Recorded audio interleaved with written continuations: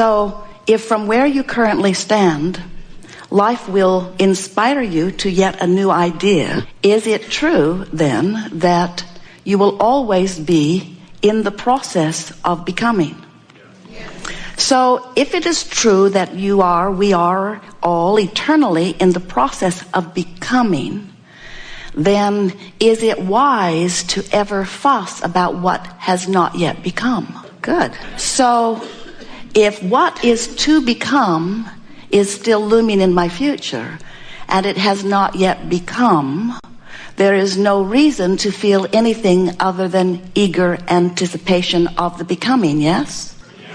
Especially when you know that it's only a matter of vibrationally lining up with it. Have you ever known anyone who has felt otherwise? Have you ever yourself known that you wanted something that you haven't figured out how it's going to come or when it's going to come or where it's going to come from or who's going to come with it, and instead of feeling eager anticipation, you felt disappointment?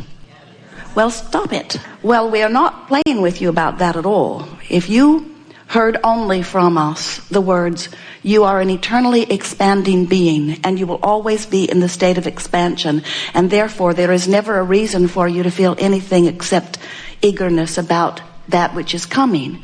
If you heard that and understood it and did it, felt eager, then everything that life inspires you to want would come easily and quickly into your experience.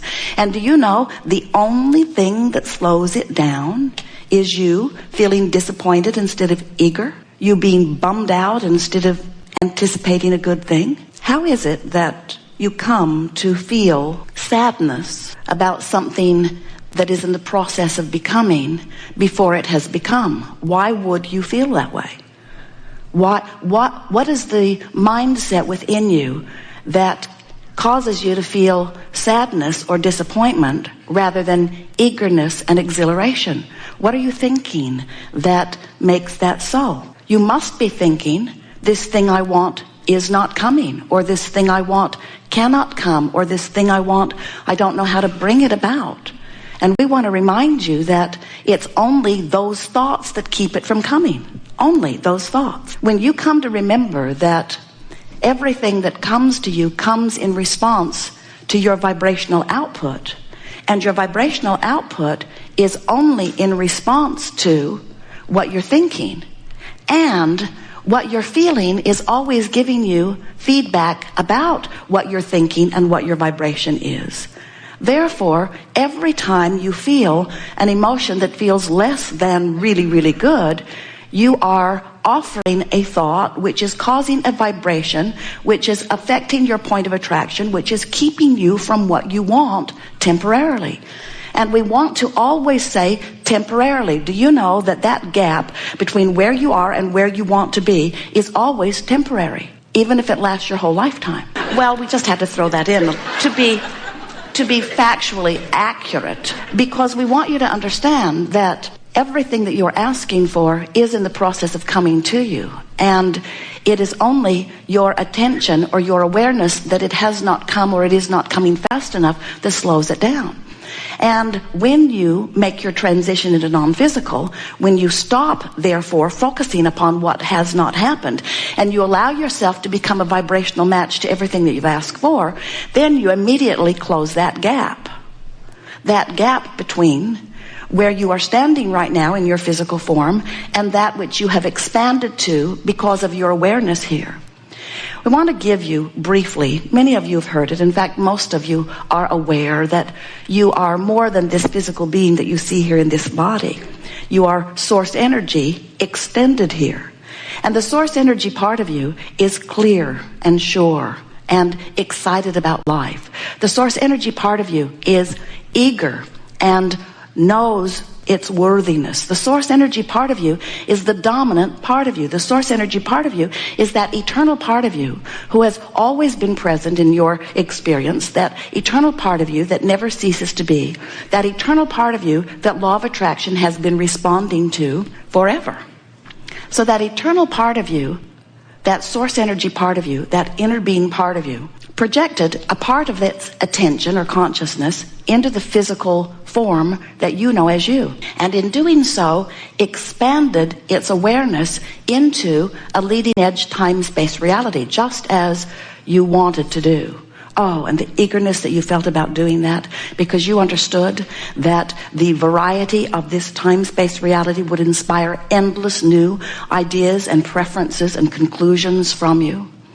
So, here you are, a part of your consciousness in this physical body, surrounded by contrast that causes you to constantly, and we're not kidding you about that, all day, every day, come to many conclusions at many levels of your being about what would be an improved experience. The selfish nature of every perspective that exists says that you are infinitely and intimately, delicately and precisely and constantly choosing from that which is around you for that which would be an improvement. It's the nature of an expanding consciousness, of which we all are. So as life inspires within you this awareness of what would be an improvement, the source energy part of you focuses upon that idea of improvement and becomes it instantaneously, vibrationally. Now, most of you have forgotten that even this planet that you see spinning in its orbit in perfect proximity to all of the other planets was at one time a vibration, and then a vibrational thought, and then it began to take form, and then it became manifestation. And we want to say to you, all things are that way, and everything that you are creating is that way too. So we want you to feel an exhilaration when we say to you that the source energy part of you that expresses itself through you, this physical being, when you in your physical form give birth to a new idea, that non-physical part of you rides that rocket of that new idea and embraces it fully, holds it completely. We've written a book and given it the best title ever, because the title says everything that we want you to know. Ask and it is given. Ask and it is given, meaning that when you in your physical form are inspired through the contrast to an awareness of something that would be an improvement, when you do that, the improved idea is fully embraced by source. That's the it is given part. You ask and it is given. But you in your physical form then must figure out a way to now become a vibrational match to what you've asked for.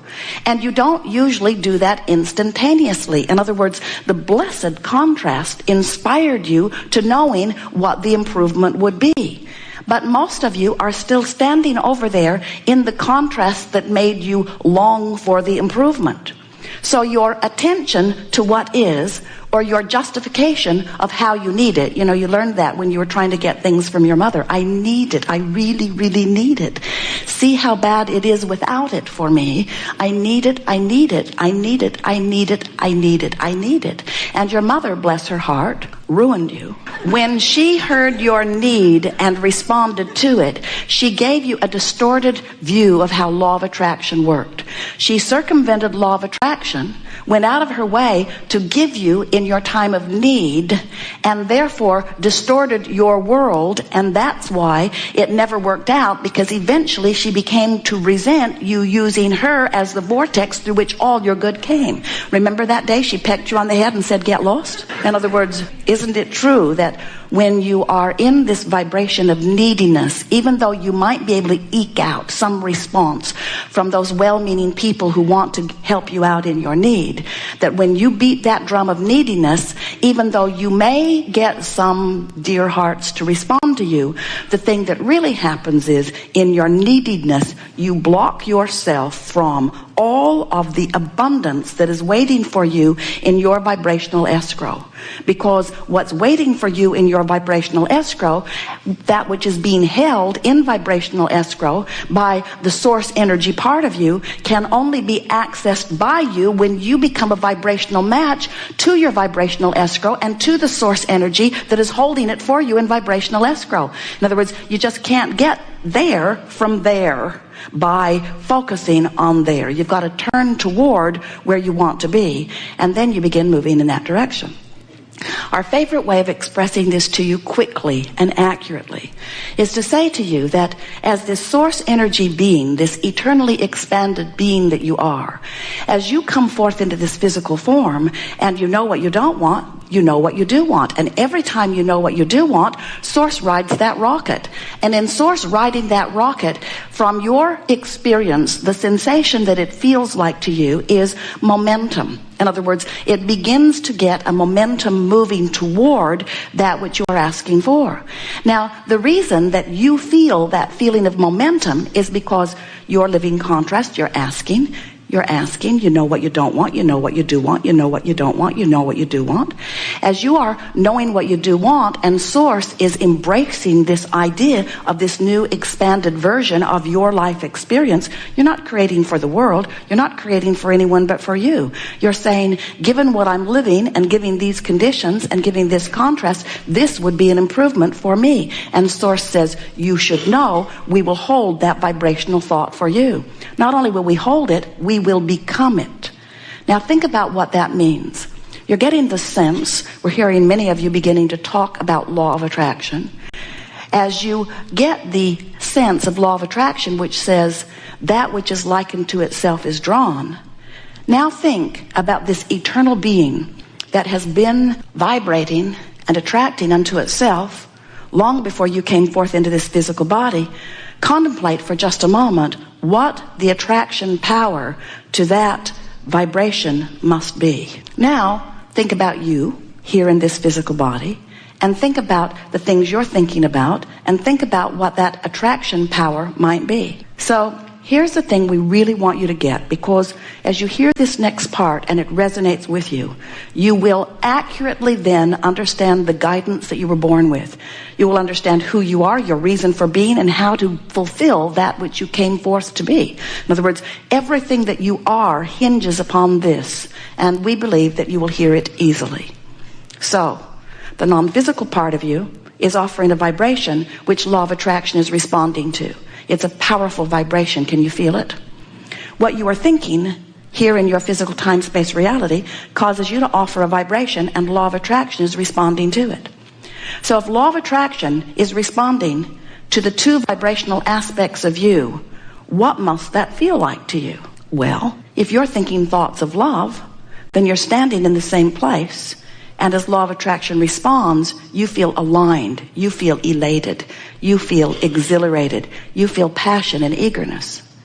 But if you are hateful or angry or disappointed, and that's the drum you're beating, and law of attraction is responding to that vibration, but who you really are is love and appreciation. As law of attraction responds to both vibrations, what it feels like to you is tension. And that's what negative emotion is. Negative emotion always means you are, by virtue of whatever you're giving your attention to, activating a vibration that is literally pulling you apart. Make sense to you? Now, when you think about it, so here you are in your physical expression. Life causes you to want this. You want this. The source energy part of you becomes it. And literally, this is the thing we so want you to hear. Becomes it so powerfully that that current is calling you toward the fulfillment of it.